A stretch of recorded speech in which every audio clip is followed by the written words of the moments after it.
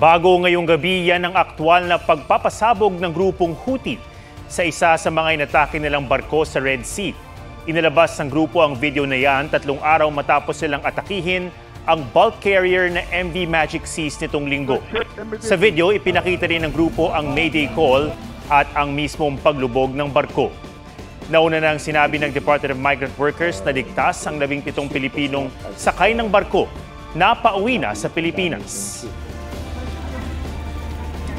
Sa isa pang video na nakuna noong Miyerkules, makikita ang pagsagip sa 7 tripulante ng MV Eternity Sea, ang isa pang barkong inatake ng Houthi sa Red Sea. Sa ulat ng Reuters, isang araw na nagpalutang-lutang sa tubig ang mga tripulante. Ayon sa source ng Reuters, 4 tawang namatay at lumubog ang barko noong Miyerkules. Nauna nang iniulat na may 21 Pinoy at 1 Russian na lula nito. Ayon sa DFA, 5 sa mga Pinoy ang nasagip na.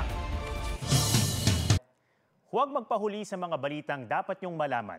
Mag-subscribe na sa GMA Integrated News sa YouTube.